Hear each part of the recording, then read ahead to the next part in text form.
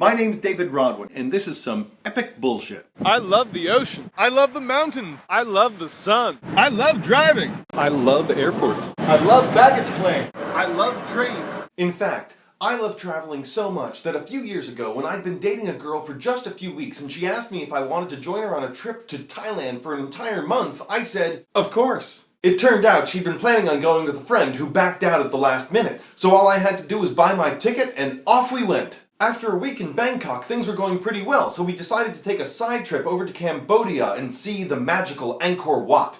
And after a few days of exploring all the jungle temples there, we were on our way back to Bangkok, and at the airport in Siem Reap, she came up to me and said, "Hey, do you want a sip of this drink?" It was one of the most disgusting things I'd ever seen put in a cup before, and I simply asked, "What is that?" She said, "They call it black jelly, and it's delicious." I said, but we're not supposed to drink anything that has any local water, and there's crushed ice in there. And she said, fine, I'll just drink the entire thing myself. A few hours after we landed in Bangkok, she came down with the worst food poisoning I'd ever seen in my entire life. It was so bad that the place we were at suggested that I take her to the hospital. Now, both she and I were concerned about the medical care she would get there because we were in Bangkok, which is one of the AIDS capitals of the world. So I watched the doctors and nurses like a hawk and made sure that when they hooked her up to the IV to rehydrate her, that they used sterile needles. And when she stabilized and they released her later that night, I took her to the nicest hotel we stayed in the entire trip. And then I went out and I found simple chicken broth and I nursed her back to health over the next few days. She was laid up so long, we actually missed the train trip that we'd already bought tickets for, taking us up to Chiang Mai. And I love traveling by train more than anything in the world. But she still really wanted to go up there because she heard the cuisine was so different.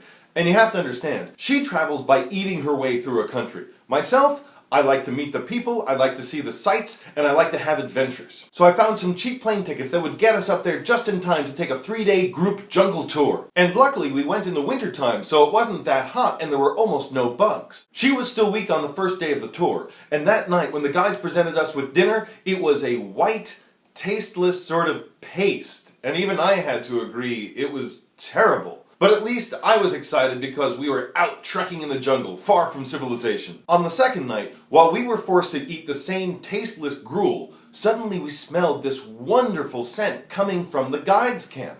So we walked over there to see what was going on, and we smelled roasted meat, and we saw they had a spit over an open fire, and we said, is there any way we could have some because it smells like chicken? Is that chicken? There was some discussion amongst them in Thai, and then the leader, who spoke the best English, looked at us and said, "No, it's rat."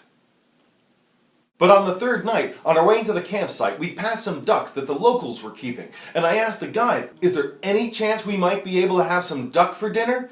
And the guide looked at me and said, no. Then I said, hey, we have Thai baht, we're willing to pay extra.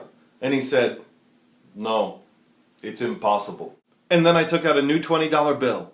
An hour later, we had roast duck for dinner. But she was still so tired from her food poisoning that she went to bed early while the rest of us stayed up around the campsite and told stories. When I joined her a little while later, I was so tired I just zonked out and went straight to sleep. And the next thing I remember, with the sun barely up, was my girlfriend waking me up, screaming, "Oh my God, what did you do? Are you trying to kill me? You are! You're trying to kill me!" I had no idea what she was talking about, but eventually I got her to calm down and explain. Apparently, when I came to bed, I forgot to roll down the mosquito net. Now, she thought she'd been bitten and she was going to get malaria and die, and it was all my fault. Forget the fact that I wasn't covered with a net either. Forget the fact that now I was going to get malaria and die too. Forget the fact that I spent the last few days nursing her back to health instead of going out and seeing this stupendous countryside and going on an amazing train trip from Bangkok all the way up north into Chiang Mai. No, she was convinced I'd morphed into an agent of evil bent on destroying her. She almost broke up with me right then and there, but we talked it out and had a wonderful week down in Koh Phangan before she broke up with me 2 months later. But we're still great friends today, and I think it's because we bonded while traveling abroad. My name's David Rodwin, and this was some epic bullshit.